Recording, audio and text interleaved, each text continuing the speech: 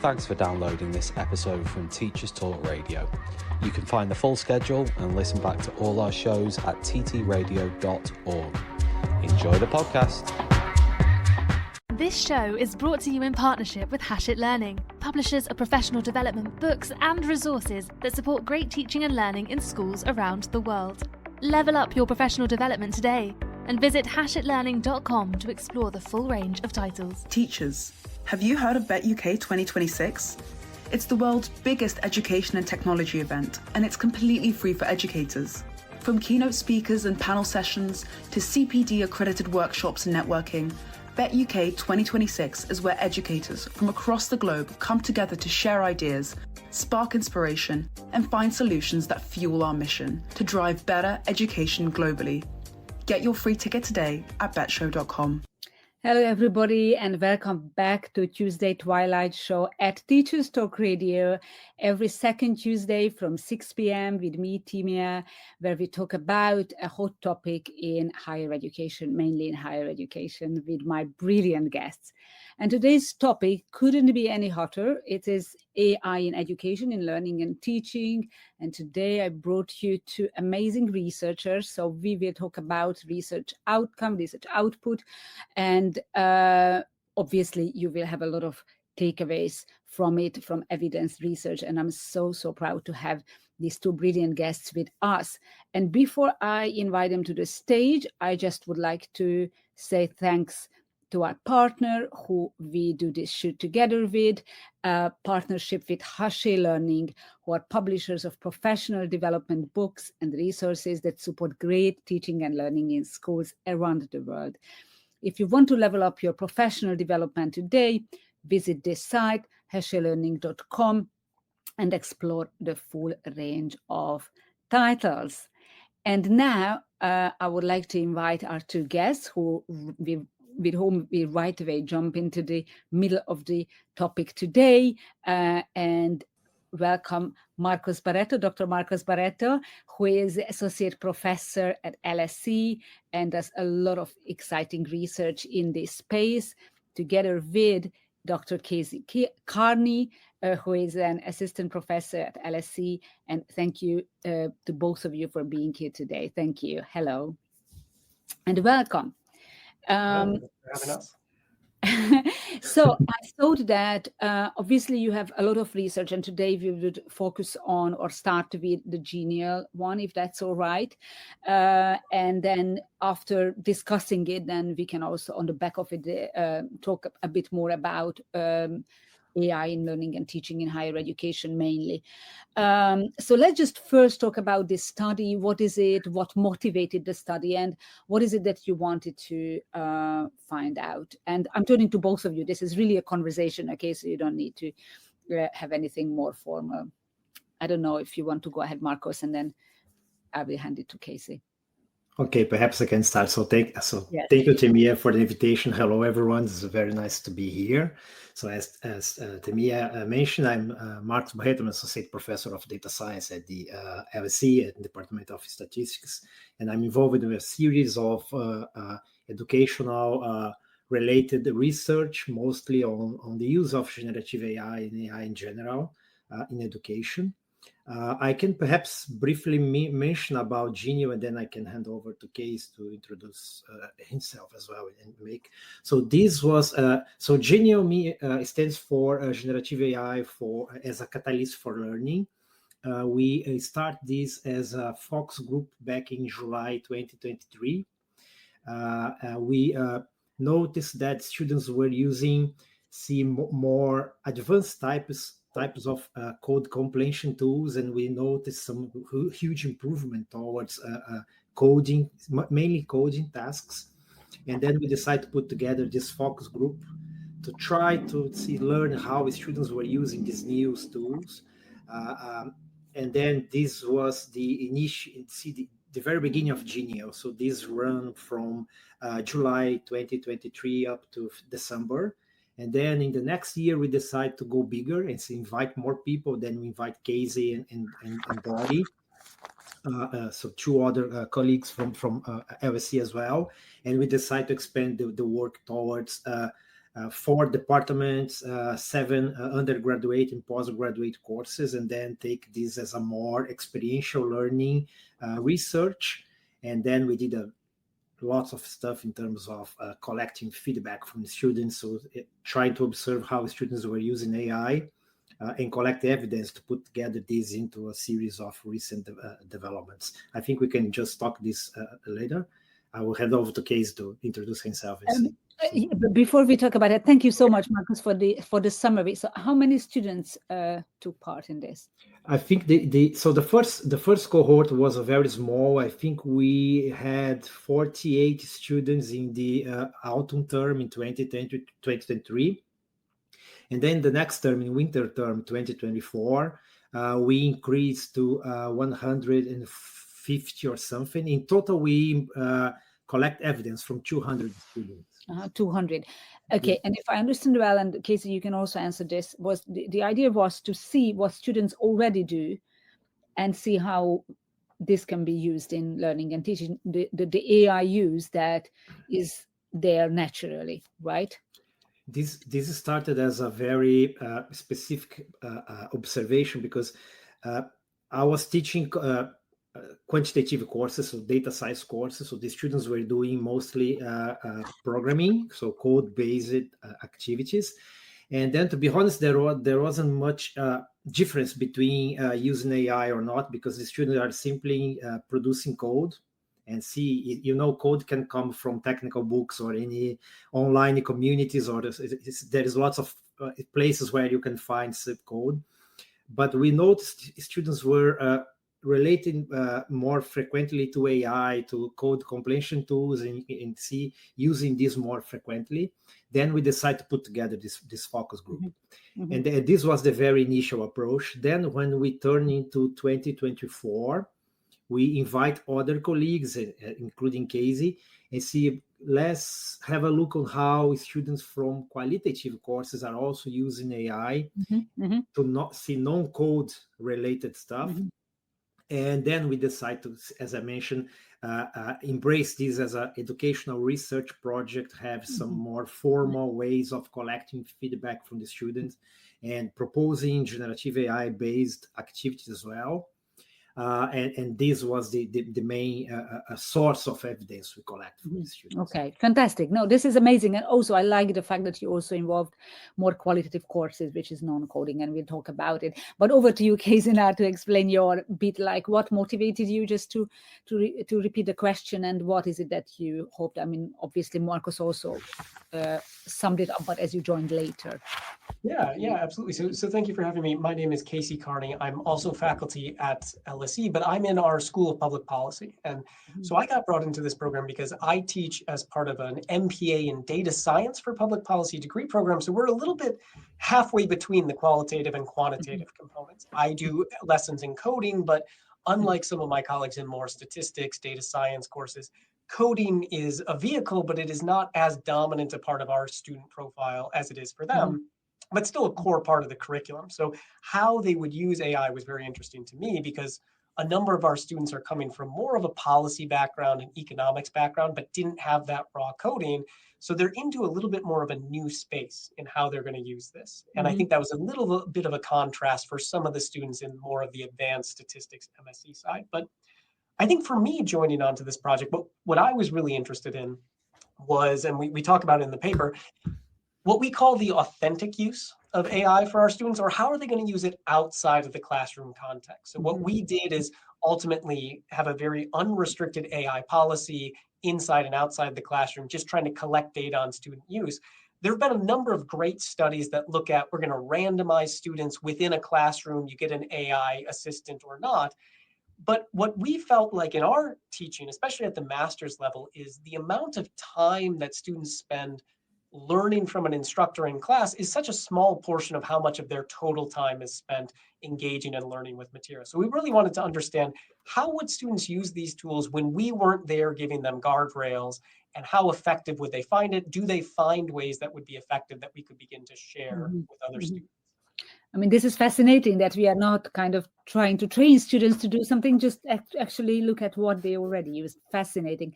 And what was the methodology? How could you actually track what kind of AI they use outside of the classroom or inside the classroom, or both? I think I can go first. We start with a very controlled scenario. So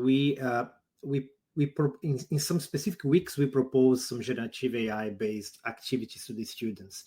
And then the students were supposed to submit chat logs or any kind of interaction they had with AI. And we start collecting these chat logs. So this was the first half of the study. Then in the second half, we proposed the students, okay, now you are free to use AI outside classroom. Just keep a running chat log of any interactions you have with any AI tools. And then you submit this as a part of your summative work or any sort of feedback. We also did some focus groups discussion. We invite students to half an hour discussion about their use of AI.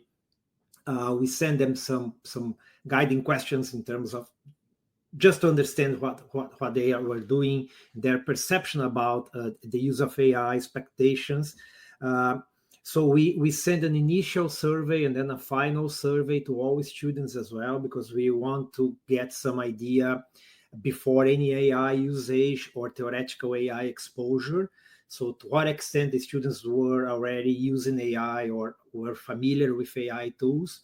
And then at the end of the study, we send another survey to try to see some progress and how they perceive this AI usage and to what extent AI has helped them in terms of improving skills. So we had a series of materials to collect evidence from the students. Mm-hmm. And then we did some sort of chat log analysis. This was the most time-consuming part of the study, because we actually, literally, we sit down, we look into see dozens of chat logs and try to read line by line, and try to infer some sort of styles of interactions from between students and AI. If you refer to the paper, we tried to come up with this idea of the 5 R's. So whether the students will be receptive, resilient or resistive or resourceful, because we try to understand the learning pattern in which kind of interactions. And this was based on chat log analysis. There was no easy way of doing this back then. So. Mm-hmm. Yeah. Mm-hmm. And maybe just to jump in on for these chat logs itself, what we did a little differently. I've been in some courses, my own included, where we might ask students, well, show us what prompts you used with the AI. But we were actually going beyond that. So we were just saying, you don't have to copy and paste your prompts to us. You can literally just create a link which will share your whole chat history. Mm-hmm. But what this gave us, and what Marcos alluded to, was not only the student prompts and the AI feedback, but also the timestamps were incredibly valuable, because we could then start to connect when this chat was occurring in the context of not just the course, but also in the context of problem sets. And my colleague John, in his course in particular, we could also tie this to submissions that students would make of various components of their problem set. So we could look at a detailed level. This student sent this request to an AI at 8:10 p.m. At 8:12 p.m., here's what they submitted to their assignment. And we could start to compare, how did their submission compare to what the AI output might have had?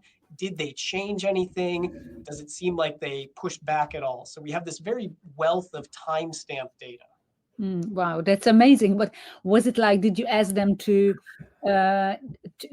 select those chat logs which included anything related to studies, so they didn't have to share anything as they did in private, right? So it was it was an interesting thing. So what we asked students to create at the start was, please create a chat log for this class. This will be your chat log for Casey's course in data science for public policy, or Marcos's. And then that chat log, just keep that running throughout the whole course. Give us a link every time. But what we actually did hear back from some students in the focus groups and the anonymous surveys is, they did feel like some of their chat log was a little bit of an intimate discussion, and maybe they didn't want to share it, not for fears of cheating or anything like that, but this was their personal learning approach. Yeah, I know, it's interesting. I mean, it would be amazing to actually have access to what students normally just chat about, right? Or young people. Yeah, so thank you very much. This is really fantastic. And meanwhile, I also would like to welcome all our listeners and viewers on LinkedIn, on YouTube, on any other platforms. This is such an exciting topic. And please add in the comments questions or share your experience. It's absolutely a discussion here, a conversation here. And I'm very thankful to our two wonderful guests who are sharing their own research. And now let's talk a bit about now the outcomes. So what are the learning styles you identified? How they use AI? What are the AI tools they use? And let's see some of the outcomes. And I appreciate the paper, which I will link, obviously, but just assume that the listeners haven't read it. Yeah, as we mentioned, so just to complement the previous, because one of the interesting things we discovered with this study is some students they said, oh, in this particular course, I try to have my best chat, my best way of interacting with AI, because I know I need to submit this chat log to my teacher, so I don't want to ask silly questions or something like that to AI, because I won't be assessed by my chat log content as well. So we saw some kind of the students trying to have better interactions with AI because they know they will need to submit this chat log. So in terms of outputs, we came up with this paper because we tried to identify learning styles. We tried to identify how the students were using AI during some specific activities. We based these in some theoretical frameworks and some good set of references. We came up with this idea of the 5R categories, which is basically resistive, receptive, resourceful, reflective, and that is something that we call refilling, and we explain all these categories in the paper. But the basic idea is, I think, as a summary, it's very hard for you to categorize the student into one single way of interaction, right? Because it's sometimes you are more receptive, especially if you know the outputs and you are very familiarized with the outputs, and you don't need the AI to, let's say, speed up things for you or automate some stuff that you are used to do. So sometimes the students were very, very receptive, simply copy and paste and doing very, very small tweaks to the output. The other times we noticed the students were very resourceful, so they start questioning any AI outputs. They try to go beyond any AI outputs. They try to ask different questions, seeing things from different perspectives. And we can identify by looking to chat logs or talking to the students or observing any other interactions, how these different learning styles appear in each interaction they had with generative AI tools. So this was one interesting thing. Mm-hmm.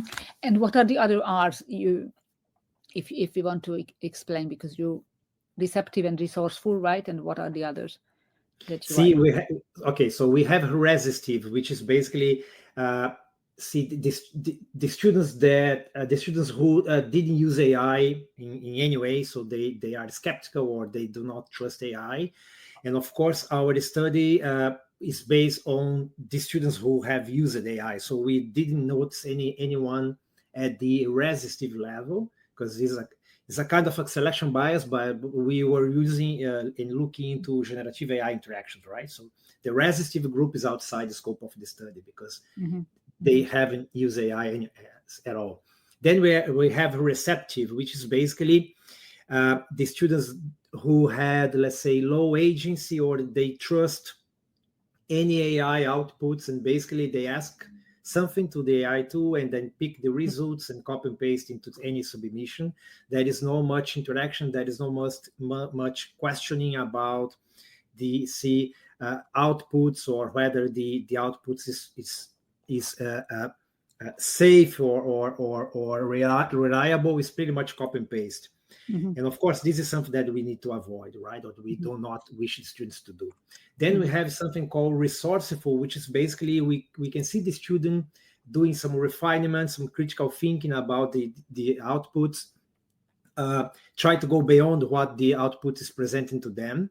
And this is the most frequent pattern of interactions we notice for most students. And there is some specific considerations in the paper, because one of the courses we involved in this study was a master course on deep learning. And we were using a generative AI to teach deep learning, and generative AI is part of the content of this course. So we try to embrace AI in such a way that, the students can use a generative AI to try to understand the complex concepts in deep learning. And we noticed some sort of resourceful use of AI towards, specifically on this course. Then we have reflective, which is basically, again, we advance a few more in terms of critical thinking, in terms of the student is while the student is interacting with the AI, the student is also considering their learning process and try to say, I am learning this content in the right way. Is there any other way I can learn the same content? So it's the reflective pattern, I think, is more concentrated or focused on the learning process itself, not only on the outputs, but you can see some behavior from some students try to inquire about the learning process and whether the generative AI was really help them during the learning process. So this is basically so we notice a lot of resourceful and reflective styles of interaction with AI. Okay, thank you. That's really, really interesting and useful. Casey, do you have your views to add on the outcome and what kind of, now the styles we understand, but probably anything to add, and also what it depended on, probably which type of R they were. Yeah, and absolutely. So thank you, Marcos. So this, this framework, we're kind of building on some of the R's were initially introduced in a study by Yang et al. And we kind of combine this with earlier educational literature on learning cycles. So we try to connect these focuses on how students are engaging with AI, and this is kind of, are they resistive, receptive, as Marcos went through, but get that back to some of the deeper learning theories about how are students bringing their own reflective observations to the task, their concrete experience, abstract conceptualization, as well as active experimentation. And so we tried to code that connection of what we see. And for me, I can give a brief example, and this is where some of the timestamps are really interesting. One of the things that I think of as a little bit resourceful, so this is when we're thinking about students sort of making connections between concepts and pushing the AI. Because we have the timestamps in our chat log, I actually found chat logs that students were engaging with during my lectures. So during my lecture, I see the timestamp. They're actually asking questions about, what is this statistical measure that Casey just introduced? And I thought this was quite interesting because this was not on a problem set yet. I could imagine this is a student who was perhaps maybe too shy or didn't want to disrupt lecture and raise their hand. Previously, maybe they would have to go to an online search or not ask a question at all. Now they're able to actively use the AI tool, not because there's anything pressing in the moment, like an assignment, but I really like that example. I also saw examples of students beginning to synthesize across coursework. So I gave them problems in my own course. I see them asking questions about why is the way we're doing things in this class different from this other class that they take as part of their core curriculum. So which was not anything that I asked in my assessment or my assignment, but they're trying to understand these different models and using the AI for that. So those are what I would place in Marcos's category of kind of the resourceful, reflective framework, where we think you're really using the tool in an effective way. I also had the kind of classic copying and pasting. And this is, again, where the timestamps in our data is really important.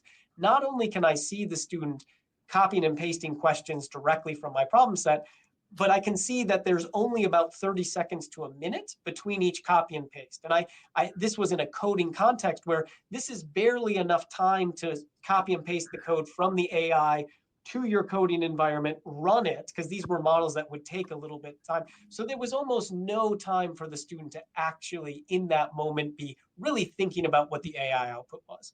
And connecting that to the earlier theories, this is where we start to flag why this receptive and maybe too receptive approach, it really starts to break that reflective observation component and some of that really active experimentation component that fed into earlier learning cycles that were pre-AI. So this is the kinds of connections that we tried to make. Okay, and I will get back to it, but this is fascinating, really. This reminds me of when I realized that a student is actually, and that was before AI, I was teaching and just, walking around in the class and looked at a student, that was Google before AI. You looked up that expression. And I think it is nice how you put it, that AI gives students more personalized ways of researching what we are telling them. But on the other hand, I was also thinking back then that it kind of was a very good message to me that I probably should explain it in more details, or probably, and this could be either or, because obviously our students, we have, I don't know, 30 students in a classroom, and their level of understanding is different, and then AI gives them an extra opportunity to research. On the other hand, I also think that while they are researching, they are not following what I'm saying. So I think it's also very good feedback to the lecturer that actually probably I should then explain what the student is now asking there, right? So it gives me a very good feedback. I really find this fascinating on both ways, actually, right? Yeah, and as Marco said, this was a little bit of a painstaking process. We were reading through these line by line, but I think everybody involved in this study agreed, irrespective of the paper, we learned a lot about our own course doing this, because exactly, we needed to read through it line by line to really understand why the student was asking the question they were, when they were asking it, right? The fact that they were asking this in week 6 was very different from week 1 or 2, and only somebody who knew the course structure could really have that content. But I think all of us walked away, irrespective of the AI, making revisions in our heads about how I teach. I think that the value of this research is goes even beyond AI, which is very valuable, but learning about things that students would not put in an MEQ. We always find these ways of how to get feedback from students, and then you can just learn what they do when you're not there, and they can still ask just an agent, right? I really find it fascinating. And we go back to you, Marcos. I can see you nodding. Just would like to draw everybody's attention to the BET show that is happening in January, and this is probably the biggest week in education in the whole year in the UK, from 21st to 23rd of January in 2026. So we're already thinking ahead, and you can book your free ticket at uk.betshow.com. This is going to be in Excel, London, and it has a lot of immersive workshops, thought-provoking speakers, hundreds of hours of CPD accredited content, a lot of goodie bags, cutting-edge technology, and unrivaled networking. This is really an amazing opportunity for educators. I'm there every year, and I will be there this year at the Teachers Talk Radio stand. Of course, Teachers Talk Radio is there as well at the stand. So please come, say hi, look around, enjoy the show, and sign up for your free ticket. And now I would like to go on with our two fantastic guests today, Marcus and Casey, who talk about genial research, which is actually mapping out how students use AI, and then how it can be used and connected to learning and teaching, right? I'm not sure, Marcus, if you'd like to add anything. Meanwhile, we talked with Casey. Please do if you want. But I also would like to go to my next question, like, okay, now we know what students do and the various learning styles and the AI. By the way, did you also look at which AI, was it ChatGPT, or which kind of AI tools they use? I would be interested in that as well. But also then how you actually use it and how you can then connect it to how you teach. At the very beginning, the students were using ChatGPT 3.5. I think some of the students had used ChatGPT 4. This was July 2023 and winter term 2024. We also had some chat logs from Google Bard. Back then was Bard, now it's Gemini. It's a mixture of tools, right? Then the school, because this was a kind of a free experimentation based on our teaching choices in terms of AI tools. And then at some point, the school introduced some specific AI tools, and then the students start to use these AI tools. But these specific tools currently in use, so they were not captured into the study because the study was back in 2023. And then I think the overall idea, so based on what we have discussed so far, and I think this is an important element to add to this conversation, is this study was really focused on understanding the process behind any learning, not the outcome. See, for my courses, because I teach data science course, it's basically programming all the time, coursework. I don't have any written exams, so I'm very comfortable in terms of using AI for speed up coding. provided the student can understand what the code is about, can explain the code, can navigate the code and make all the necessary amendments. And to be honest, there was not much difference between, as I mentioned before, picking any code from a technical book or online communities or asking generative AI tools to generate the code for you, because the coding process most of the time is pretty much the same, right? So most of the time you don't write code from scratch because you have some code base, you have some pre-built functions, etc. It's more on how you orchestrate different pieces of code and make sure this works and solve the problem you have. But of course, we have colleagues who teach qualitative course, and then there is some written exams or other piece of written work. And I think these are more sensitive to generative AI in terms of the kind of content. So with this idea of assessing the process behind the learning, so we engage in looking to chat logs and talk to the students all the time to understand how they were using AI. One thing we start asking the student is what I call the decision point. So I ask any students in my courses, okay, you are taking this exercise, or you have this much of work to do. At which point you decide to seek help from AI?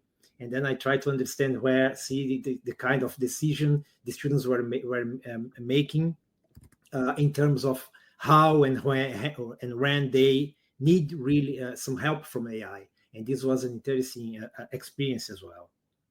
Mm-hmm. Okay, but yeah, that's clear. Thank you very much. And but what is it that then so how it informs learning and teaching? What you've just learned from did you change anything based on what you've learned in the research? So one thing I discovered from my course, so I teach another second year undergraduate course on databases. Mm-hmm. This is one example. And the changes I made to my courses, basically, I go to some traditional ways of teaching database. So I ask students to engage with traditional database tools and learn all the steps from scratch. And then there is some AI-based activities as well. They can use this as a critical reviewer of any human-produced output. So what I ask my students to do is basically, anytime you have some work that you produced, you can use AI to critique your work and then try to improve your work. But you need to submit your own work as input to any AI. And for my surprise, usually I have 80 to 90 students. It's a huge cohort. So usually 10%, 50% at most students use AI. So they really want to do everything from scratch and make sure they are understanding all the process without any sort of AI help, which for me is fine, because is the way I think they will be learning. But they can also use AI to this one. So this is one small change I made to my courses. Having AI as an assistant, as a critical reviewer. There is no focus on AI, so AI is not the main element for teaching. It's just, as I mentioned, as a helper in terms of learning. And have you really seen, Marcos, as well? Because what I can see from this, that once AI is not a taboo anymore, but you let students use it, you encourage them to use it, you research, you talk about it, they share their logs, and suddenly it just stops being that taboo that don't use it, and everybody is more is more accepted overall. And probably, as you say, not even all of them use it actually eventually, because it is becoming common sense and well accepted. Is that something that you noticed as well? We noticed that there is another important element in the paper and the study in general, which is the context. We noticed that the context really matters to the student experience and interaction with AI. Of course, if the student is pressed by some deadline and they need to submit something, they are likely to rely more on AI and perhaps do some cognitive offloading to AI as well. But I'm also working with students in another context related to research. It's not teaching, but it's doing some educational research and some development. And the way the students use AI outside classroom, outside any course, is a way different from the way they use inside classroom, because they have more time, they have more freedom to experiment with different prompts or different tools. There is no pressure for deadline, etc. And you can see how AI can really help the students in the learning process. So we make this discussion in the paper about how the context, how the institutional policies or position influences the use of AI. Of course, pressing deadlines, because there's so much work, this kind of stuff. And you can see how these will influence the usage of AI when you talk to the students. So this is one important takeaway from the paper. Absolutely. And I think it's probably also matters which module or which course they are on. If it's more qualitative, how much they are involved, how much they just want to tick a box because it's, I don't know, it's just there when they are not interested. So I think probably it's also interesting to see. So thank you very much, Casey.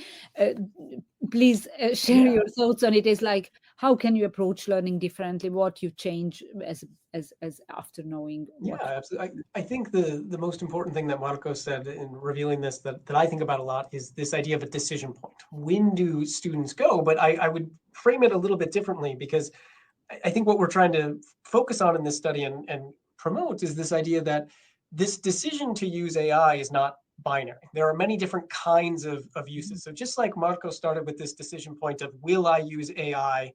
I think for me, the decision point is more, when do we start to dip into the AI use, which is that cognitive offloading? Because as we talk about these 4 different types, students can be very disciplined and learn a lot. They can have this resourceful component.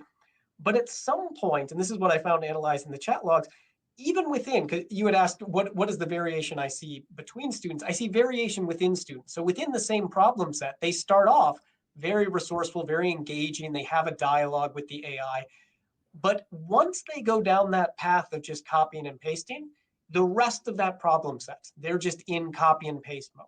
So I think for me, the biggest thing is, how can I delay that decision point as long as possible? In my own reflections, it got a little bit to, what is the length of the question I'm asking? How accessible does this feel? Making sure the problem feels accessible enough for students to have that cognitive discomfort, because that's a little bit of what learning is. It is cognitive discomfort, but how do I keep the individual problems small enough to keep them engaged and stop that next decision point, which is I'm going to cognitively offload to AI. So I've done a bit more in my classes, breaking up longer problems. I've done a lot more having students engage in a context where I provide a lot of course materials for sort of a individualized feedback, but then also sharing that feedback. So pick a concept from the course, work with this AI tool to try to understand it, post one example of something that's unhelpful, one example of something that's helpful, sort of anonymously for the class.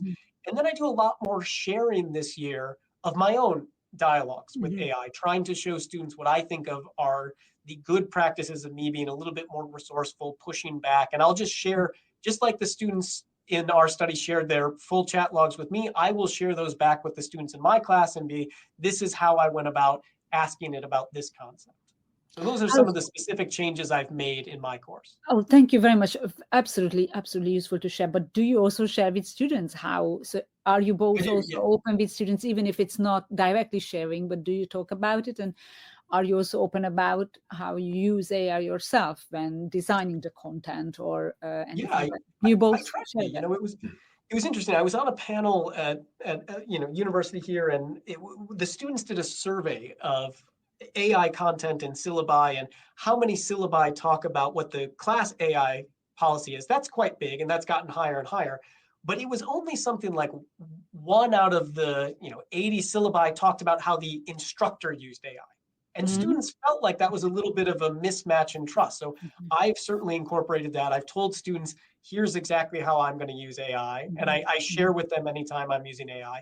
And then, as I said, I will share the full chat log of, I just used AI to try to create this example that will look at a concept in statistical power. Here's my full chat log. Here's how I tried to push it. And I will share that entire dialogue with the students.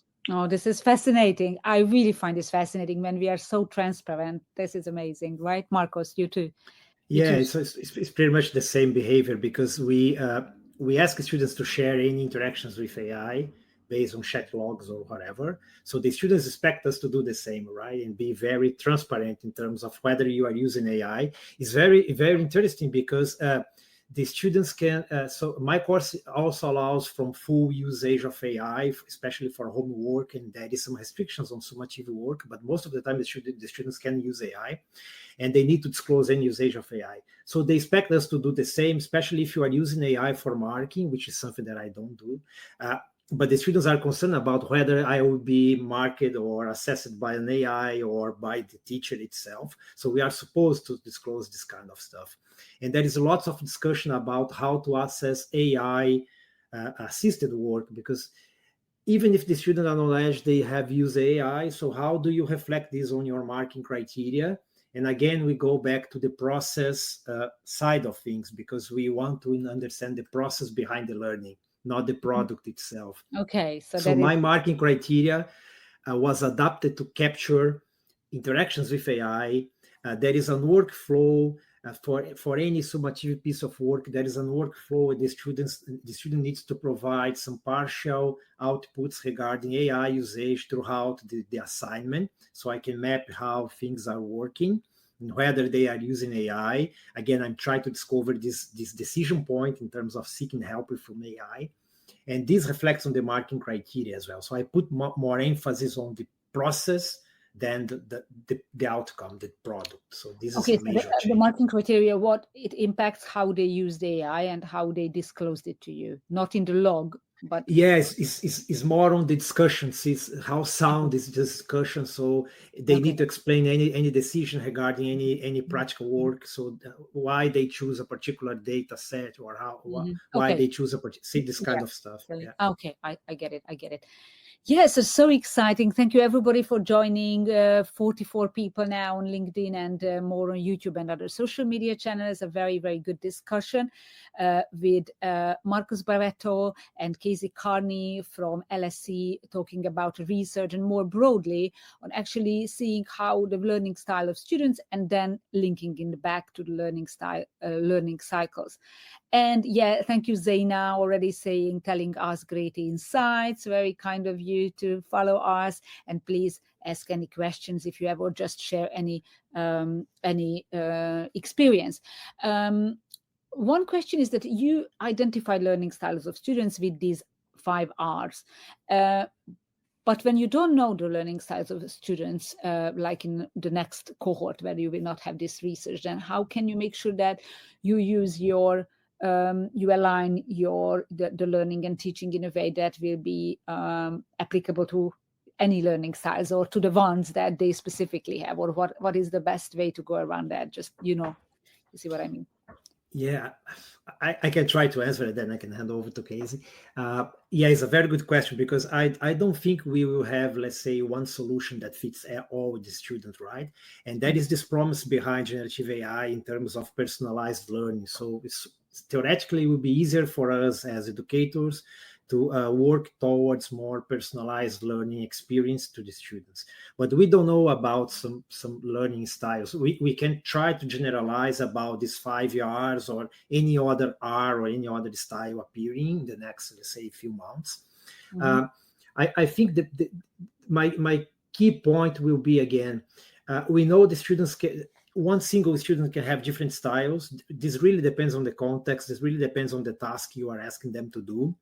I don't think I'm teaching the students to do only what I'm teaching in a particular course, but I'm trying to teach skills, data science skills in general, and soft and hard skills as well, they can use to their job or their daily life. So I try to engage with the students in terms of keeping critical thinking, keeping some agents level. So you should be the one deciding whether to use AI in the best way AI can help you in a specific task. You should be the one responsible for assessing whether an AI output is useful, is trustful, or any other metrics you can use.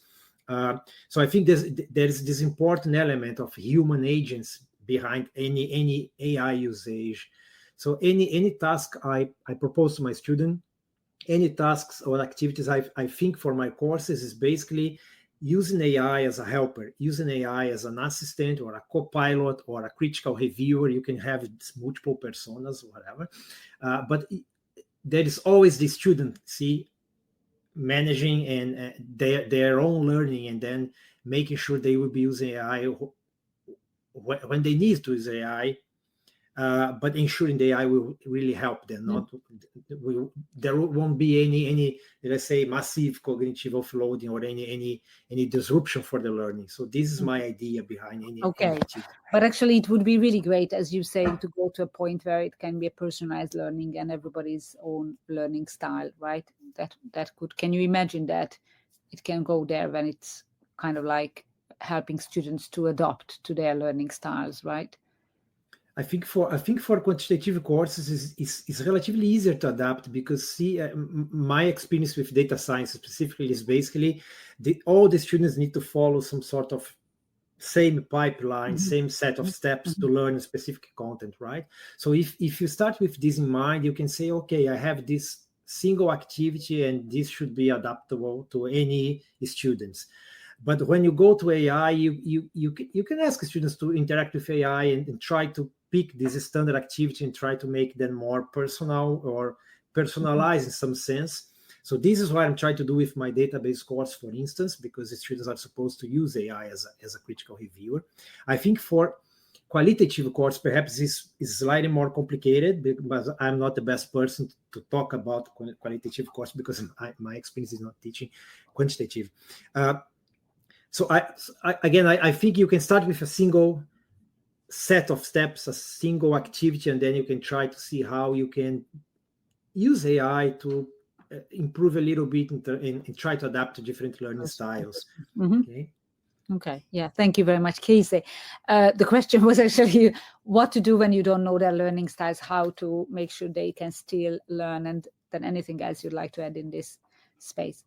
I feel like my answer is going to be somewhat similar, because we're not going to know the learning styles, and I think it's also incorrect to think about a specific student having one learning style. They go through this, and I go through it my own use. Sometimes I have one learning style. I think we're blessed in that we have students who are very focused. I think all of our students do want to learn here.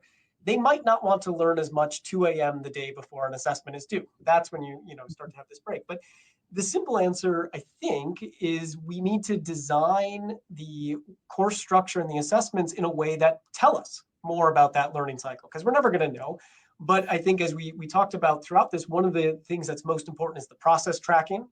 And we've done that through various ways, things like Git, but some type of version control, something that you can track how students are evolving throughout the course. And I think there have been different uses of this. So some courses are going down this idea of, we need to track student process in writing an essay if things are more qualitative.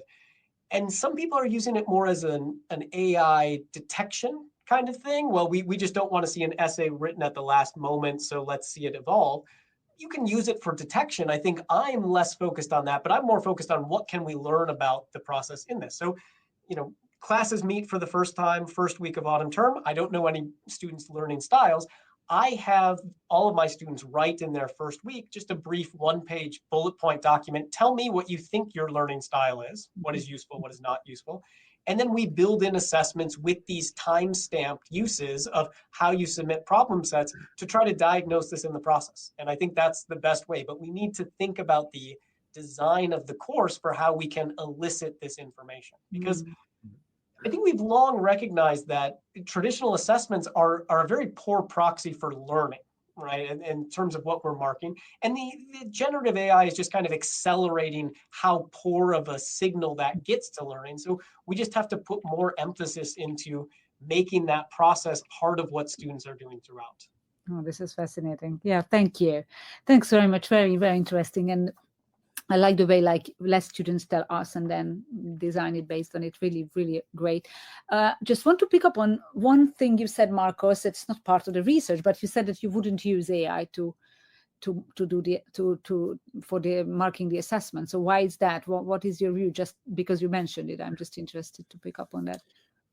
I think it's basically two reasons. The one is I'm not using AI for assessment in general, so I don't like because I really like to read about the student work. I really like to write feedback to the students. I spend a lot of time marking, because I think this is the way you can try to understand the learning process. You can try to understand the learning style as well, and you can try to provide some useful feedback to the students. So so this is one reason. The second is I think if you rely on AI for marking, I think there should be a very specific marking criteria capturing how different will be an AI assisted piece of work than one that see the student haven't used AI at all. So I think it's a very different process, right?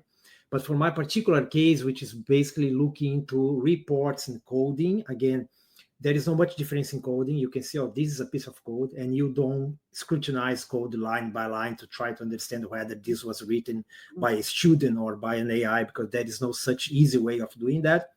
So I try to go to the report and understand the rationale behind this.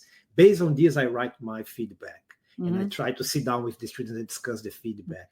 So it's a kind of my teaching practice. I of course, I'm interested in if there is some trustful way of using AI for marking and assessment. I will be very keen to experiment with. Not against it for the future. Yeah.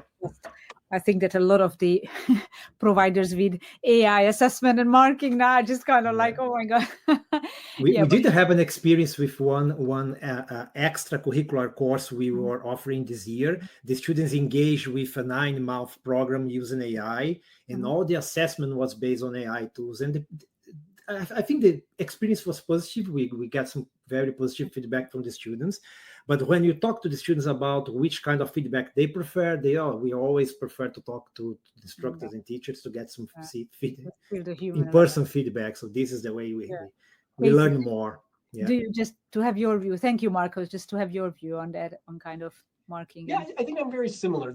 I would need to see a lot of evidence of how AI marking performs across different demographic groups for me to ever be comfortable using this. If there's any imbalance in how it marks students based off of these characteristics, it's kind of a non-starter.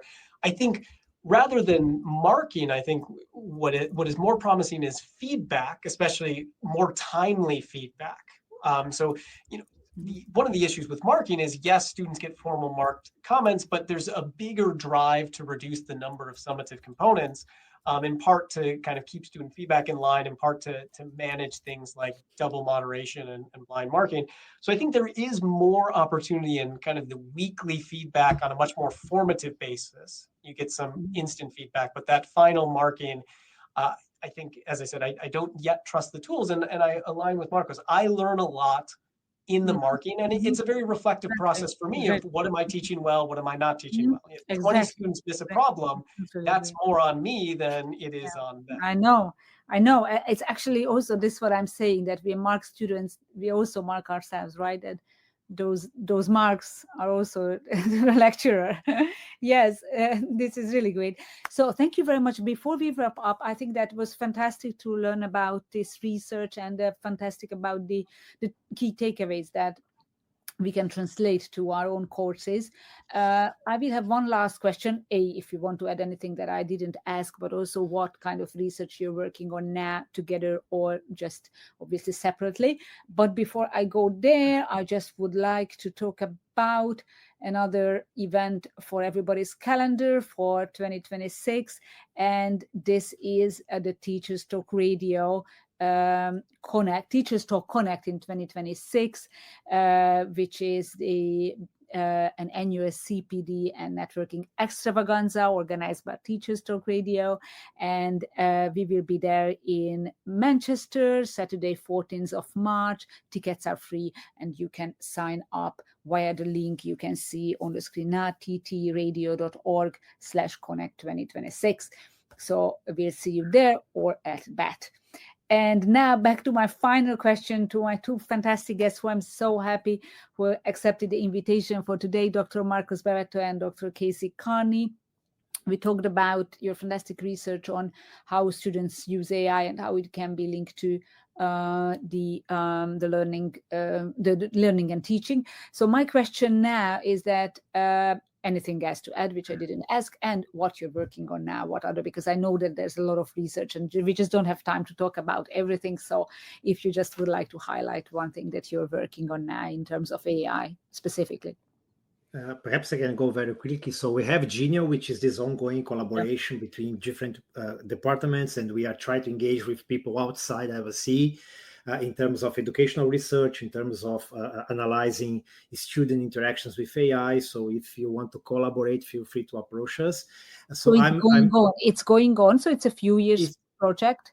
Yes, we start as a focus group, then we turn this into a hub for capacity building and something that we call community of practice. So we try to engage with discussion, promote events, promote research. We apply for funds, internal, external. So it's an ongoing collaboration, and we are keeping this as is. And we are very open to collaborate and discuss any further collaboration. There are lots of AI-related research happening at the institution right now. I'm working on basically two fronts. One is looking into curriculum gaps between our offer and a job market, and see how the students are being prepared to job, especially in data science. So we go to and talk to alumni, we talk to industry partners, and we talk to our course governors, and we try to see, there is these skills gaps that we need to cover, and how we can make this in the sense that we better prepare the students for this type of jobs, or how the jobs are changing because of the AI. And the second research I'm doing is more focused on programming education, which is basically looking into agent frameworks for programming, especially in data science, because this is likely to be the paradigm, or the model the industry is using right now. And then I try to see how I can embrace this idea of using agent frameworks in data science course, and teach students how to orchestrate agents, how to keep the agents level, and how to combine different tools, etc., with a single agent framework. So this is my educational resource. This is grounded by some pedagogy. I'd be happy to hear about these too. It's amazing what you do in this space. Thank you so much, Casey. What are you working on? Do you work together on these? Some project we'll work together on, so some are more separate. So I fully agree, Margaret, kind of looking at what are the AI skills that our students need to have. And I think we're still trying to get a handle on that. The other big one that I'm really focusing on, that I alluded to earlier, is back to that decision point. So I think we have some good evidence of different frameworks that students have, but really understanding when they flip between those frameworks is the next big question. And what about course design? What about problem set design can keep people on a track that is more allowing AI to be a complement for their learning rather than a substitute? So I spend most of my time thinking about how could I design or begin to measure those switching points or decision points. Okay, and then you measure those. You just want to push it back, that it becomes later than sooner, right? Yeah, basically, if we can understand when students begin to go down that path of just the very uncritical use, I think that's what we want to forestall. And then once we have a better idea of when that is, but I think we're still very much actively researching that. And it's very context dependent. As I said, it might look different a week before the problem set is due than 2 days. But I do think that there are components of how the assessment is designed that will tilt people one way or the other. Yeah, that's very interesting. And you just mentioned that you started this project a few years ago. Do you see changes even during that period, how it is changing AI usage, how we get used to it? Because yes, you mentioned it, Casey, and both of you mentioned that it's really dependent on the context, but is it also evolving or changing, or are students more impatient? Are they using AI earlier than they used to? Do you see some of these patterns? Probably that is my last question. And I just kind of, what Casey said, I just picked it up. Yeah, they're certainly coming in with more background in my experience. And 2023, it was still kind of students were mixed, or had they used it, it was more sporadically. We have a lot more students coming in who have much more familiarity using it much more frequently across the board, and they're being encouraged to, in a way, by universities partnering with organizations that they were not necessarily being encouraged to do so back in 2023. Okay, you see that, Marcus, too, right? as just with all of us, right? We use it much more. Yeah, so now, as you can see, I could go on and on this, and thank you so much for your generosity of actually doing the research and then sharing it with everybody, and we really enjoyed it a lot together with all the listeners and those who will listen to it later. So thank you so much to Dr. Marcus Barreto and Dr. Casey Kearney from LSE doing this amazing research. Thank you for being with us here today, and have a very nice rest of the day, rest of the time. So I will say goodbye to everybody, all our listeners. Thank you so much for being with us today. I hope that you learned a lot, and we'll have some key takeaways. And as a closing note, I would like to also say thanks to our partner who we are partnering with to bring this show to you, Hashi Learning, who are publishers of professional development books and resources that support great learning and teaching across the world. Level up your professional development today and visit www.hashilearning.com to explore the full range of titles. Also, please sign up to the newsletter at ttradio.org to get the newsletter from us and see the upcoming shows. And I'll see you in 2 weeks with another hot topic and my brilliant guest. So thank you for being here today, and have a very nice rest of the time. You've been listening to Teachers Talk Radio. Tune in live and listen back at ttradio.org. We look forward to hearing from you next time on Teachers Talk Radio.